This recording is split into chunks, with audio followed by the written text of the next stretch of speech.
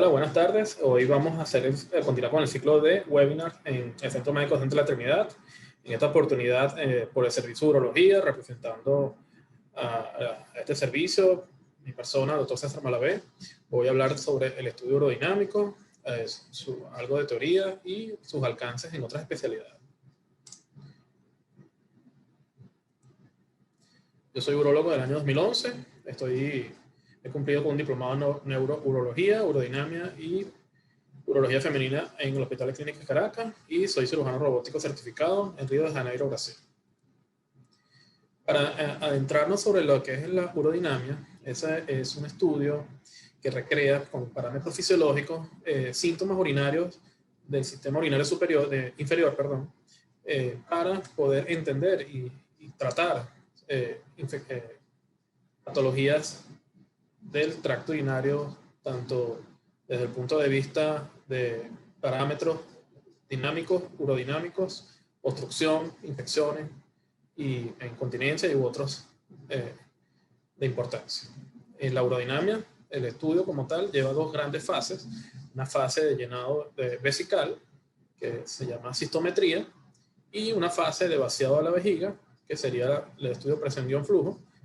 como grandes entes. Hay otros parámetros que se evalúan en el estudio urodinámico, como lo es la electromiografía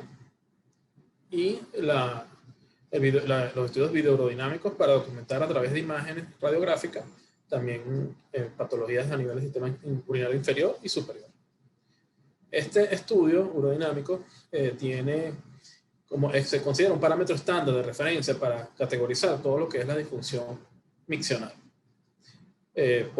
Necesariamente es operador dependiente, es decir, necesita de un entrenamiento, de una capacitación y de una capacidad de interpretación de los resultados a través de parámetros fidedignos tomados a través de dicho estudio. El objetivo principalmente es documentar síntomas urinarios y patologías desde el punto de vista que involucran el sistema urinario inferior, para poder asociar y acercarnos hacia un diagnóstico correcto de las causas probables de la disfunción miccional en estos pacientes. ¿Cómo se inicia un estudio urodinamico? Nosotros normalmente los urodinamistas somos médicos de referencia para realizar estos estudios, y se debe realizar previo a este estudio un interrogatorio exhaustivo y hacerse la gran pregunta urodinámica. ¿Para qué se va a hacer el estudio? Se debe interrogar al paciente, la edad,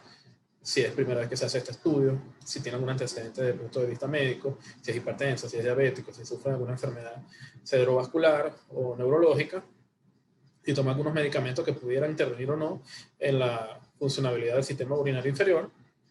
Y adicional, se debe, en el caso por lo menos en mujeres u hombres que sufran de incontinencia, desde cuándo está ocurriendo, cuántos protectores urinarios utilizan, y la incontinencia es con qué la desencadena, si es incontinencia de esfuerzo, si es incontinencia de urgencia, la necesidad imperiosa de ir al baño y no llegar, para poder entonces tener un documentado en las mujeres con incontinencia. También debemos hacer un anamnesis, un interrogatorio, incluso antecedentes ginecostétricos: cuántos partos tuvo, si fueron cesáreas, fue por forceps, cuál fue el peso mayor del recién nacido, y bueno, si ha sido intervenida desde el punto de vista quirúrgico a nivel del piso pélvico, histerectomías, cirugías previas a nivel de vejiga. Adicionalmente, se debe hacer en la parte objetiva del estudio un examen físico, donde se involucra un examen exhaustivo en la zona genital. En el caso de las mujeres, evaluar lo que es el piso pélvico, la existencia o no de prolapsos genitales, la movilidad uretral, cambios tróficos o no de la zona que pudieran sugerir la deficiencia estrogénica a nivel vaginal. Evaluamos lo que es el tono esfinteriano anal, la sensibilidad perineal, y esto nos da información con respecto a los resultados a posterior de los síntomas que presenta el paciente.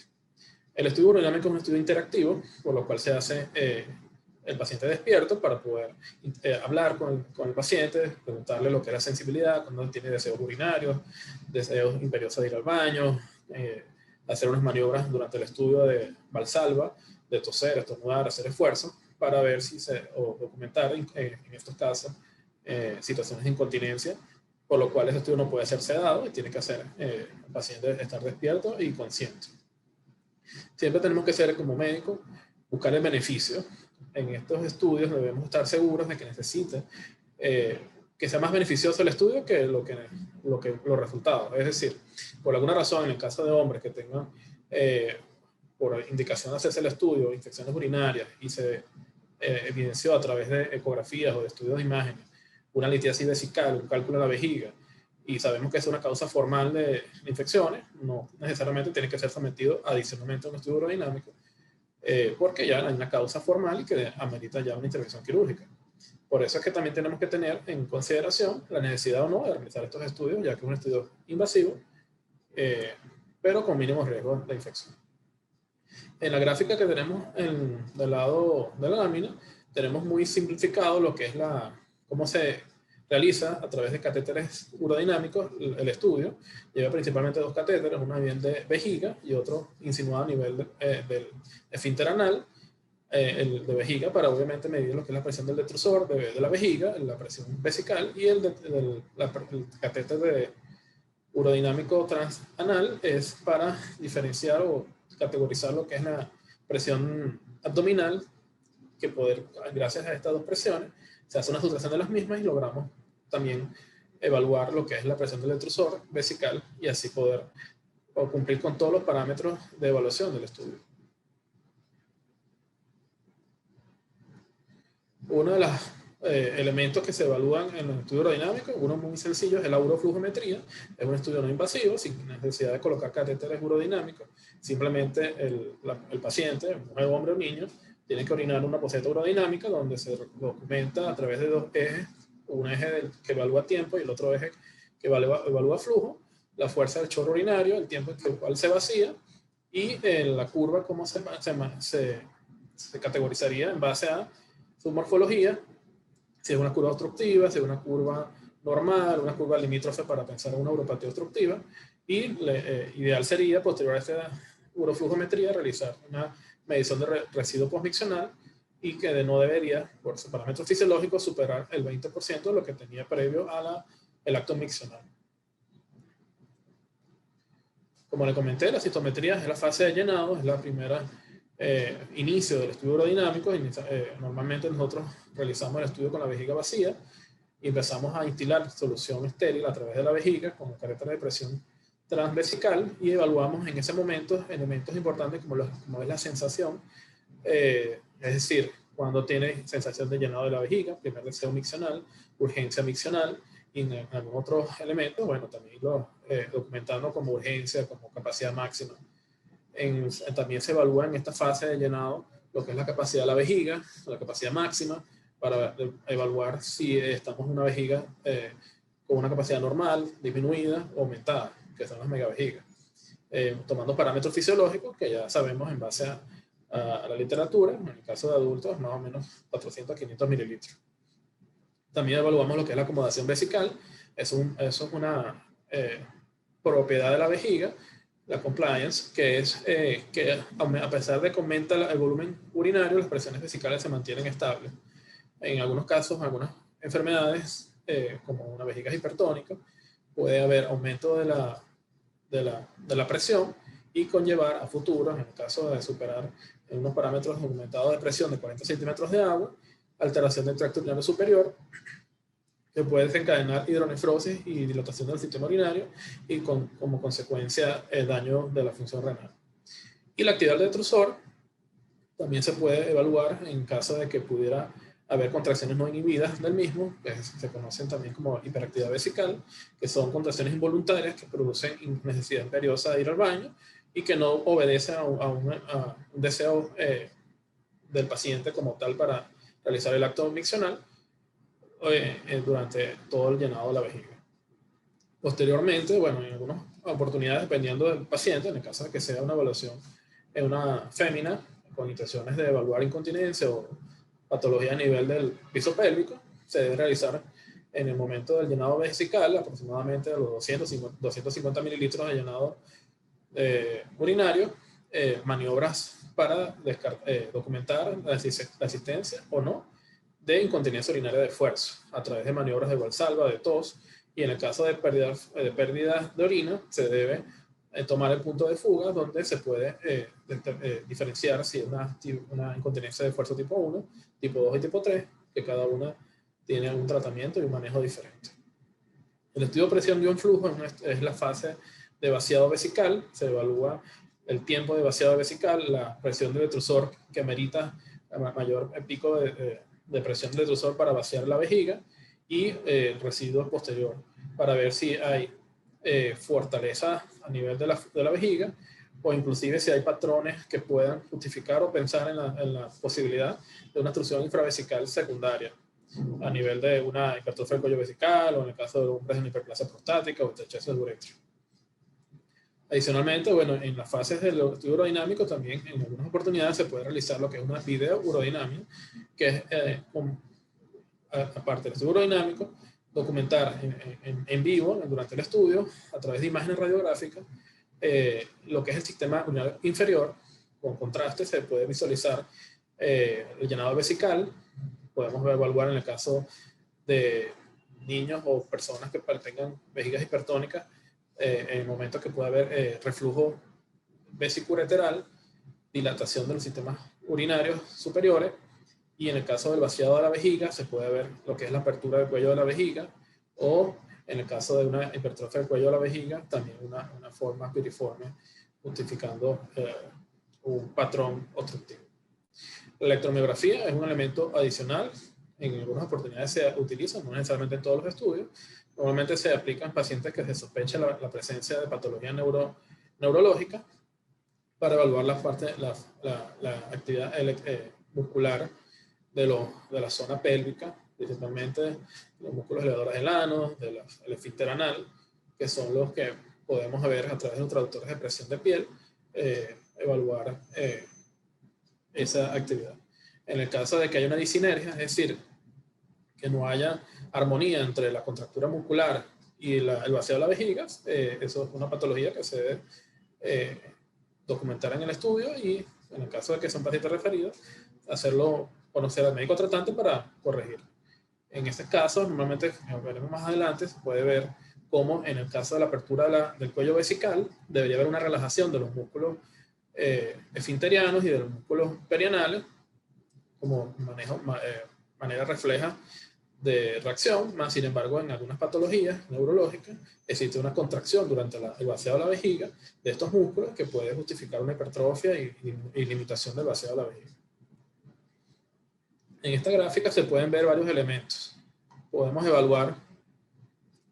en el caso de la línea roja, si se pueden ver, documentaría lo que es la presión vesical. En el caso de la tercera línea, que es la presión abdominal, y la sustracción de ambas representaría la última línea, que es la presión del detrusor. Desde el inicio hasta el momento de iniciar el acto urinario es la fase de citometría. Y al momento de aperturar el acto y iniciar el acto urinario sería la fase de presión-flujo. En el caso de este ejemplo, podemos evaluar y evidenciar una obstrucción importante urinaria, en este caso es masculino, donde en algunos momentos en estos picos se evalúa maniobras de valsalva y de tos, y al momento de autorizarle el inicio urinario, el inicio del acto miccional, las presiones del detrusor y de la vejiga son muy elevadas, casi superando los límites fisiológicos del equipo urodinámico, y en esta última línea, o mejor dicho, la línea número 1, que sería el volumen urinario y la curva uroflujométrica, se puede ver un flujo bastante pobre, o una curva bastante aplanada, que se prolonga en el tiempo. En este caso sería una obstrucción urinaria lo que se estaba documentando, pero con un detrusor competente, que en el caso del masculino que necesitase una intervención desde el punto de vista quirúrgico, tendría altos resultados positivos, ya que al momento de sustruirse, la competencia del músculo de la vejiga es importante para garantizar resultados positivos. Hay otras especialidades que podemos involucrar en el estudio urodinámico. Bueno, yo inicialmente coloqué el servicio de ginecología, ya que es un servicio bastante enlazado con lo que es la urodinamia y la evaluación integral del piso pélvico, donde se evalúa lo que es prolapsos genitales, tanto de compartimiento anterior y compartimiento posterior, y en un porcentaje bastante alto, normalmente terminan siendo intervenidas quirúrgicamente para corregir dicha prolapso, y en ese caso se debe evaluar, se debe hacer una evaluación integral del piso pélvico. Urodinámicamente tenemos que evidenciar que ese prolapso no haya modificado las curvaturas y la anatomía de la vejiga y de la uretra. Hay casos donde el prolapso puede hacer o condicionar lo que se conoce como una incontinencia oculta, en el cual cuando uno se hace un estudio se debe reducir el prolapso genital de forma instrumental o manual, y en esas oportunidades puede desencadenarse a través de maniobras de Valsalva incontinencia urinaria, y eso se debe ofrecer y documentar en los estudios para que probablemente en esa intervención se añada la necesidad de colocar una cura de incontinencia como plan de trabajo. En el caso de no haber prolapsos, igual la ginecología está involucrada, ya que cuando hay incontinencia, cuando hay infecciones urinarias, cuando hay problemas a nivel de la zona ginecológica, el primer médico que visitan las mujeres son los ginecólogos. Los ginecólogos en muchas oportunidades realizan tratamiento inicial para infecciones urinarias con antibiótico terapia, o algunas veces se inician con ejercicios de Kegel o ejercicios del suelo pélvico, pero en el caso que persistan las infecciones o en el caso que persisten la incontinencia, se debe documentar a través de estudios como la urodinamia el tipo de incontinencia y al final ofrecer el tratamiento oportuno. Actualmente tenemos la unidad de rehabilitación de piso pélvico que permite poder corregir incontinencias tipo 1, que son de altas presiones, y las tipo 2 y tipo 3, que son a otras presiones menores, que producen incontinencia, se tratan de forma quirúrgica con diferentes técnicas mínimamente invasivas, como lo que es la colocación de cinchas subretrales. En pediatría también hay una asociación con urodinamia, ya que niños que tienen infecciones urinarias, trastornos miccionales, es muy común escuchar niños con mojo a la cama, la famosa enuresis, niños documentados o interrogados por las maestras del colegio que van mucho al baño, que han padecido de bochornos por incontinencia o urgencia urinaria. Se debe estudiar antes de regañar al niño, de decir que es su culpa, que es un tema social o psicológico. Se debe hacer un estudio urodinamico que a veces se documenta en estos niños lo que es probable en hiperactividad vesical, que son contracciones no voluntarias de su vejiga y que le producen incontinencia. Y en el caso de infecciones urinarias o niños de poca edad donde están evaluándose por sus pediatras o nefrólogos y hay alteración de la función renal, se tiene que descartar también trastornos del sistema urinario que puedan condicionar cambios en de la morfología de los riñones, como en la que es la vejiga hipertónica, acartonada, que también se ven en vejigas neurogénicas por mielomeningocele, por trastornos neurológicos de base, que pueden conllevar a daños definitivos e irreversibles de la función renal, por lo cual debemos estar pendientes a la hora de pacientes con trastornos miccionales en estos niños desde este punto de vista. En otras especialidades se puede ver la funcionabilidad de la urodinamia como los servicios de neurología y neurocirugía, pacientes que han sido intervenidos por tumores a nivel de la columna, de la zona lumbar, la zona sacra, donde están las inervaciones de la vejiga, pacientes que han tenido tumores cerebrales, pacientes que han padecido de eventos cerebrovasculares. Es importante, ya que en un porcentaje alto las micciones en estos pacientes se modifican. Antes de estos eventos tienen un patrón miccional que debe ser interrogado. En el caso que el paciente sea colaborador, interrogar cómo era su patrón miccional diurno, nocturno, su fuerza miccional, si ya tenía alguna patología documentada desde el punto de vista urológico, hiperplasias prostáticas, estrechas de uretra. Y en el caso de que los patrones miccionales sean buenos o ideales, sabemos ya que hay una correlación directa del evento neurológico con los cambios urinarios. Adicionalmente, bueno, hay una necesidad de garantizar o de ofrecer un seguimiento a estos pacientes desde el punto de vista urológico, con seguimientos de estudios urodinámicos, videourodinamicos en el tiempo para poder ver la evolución a favor o no y poder avanzar en temas de terapias conductuales o a nivel de vejiga con respecto al vaciado y la sensibilidad de su deseo miccional. Y no menos importante, aunque un poco menos frecuentes, somos solicitados por el Servicio de Cirugía General. A veces nosotros estamos necesitados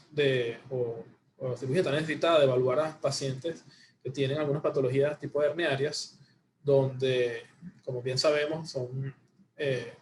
cirugías que ameritan un reposo importante desde el punto de vista físico, no hacer esfuerzo físico. Y en el caso de hombres mayores de 40 años, pensemos en que hay una probable obstrucción o una patología prostática asociada, que tenga limitación para el vaciado vesical, se debe evaluar previo a estos actos quirúrgicos para poder garantizar ese reposo y ese no esfuerzo físico durante la recuperación. En estos casos, prácticamente lo que hacemos es una uroflujometría, que es una medición del chorro urinario para evaluar la fuerza y evaluar las características del vaciado vesical, y de estar en acorde, bueno, se puede autorizar la intervención quirúrgica. En el caso de que haya una limitación para el vaciado vesical y que amerite, podemos incluso hacer tratamientos en conjunto con cirugía general.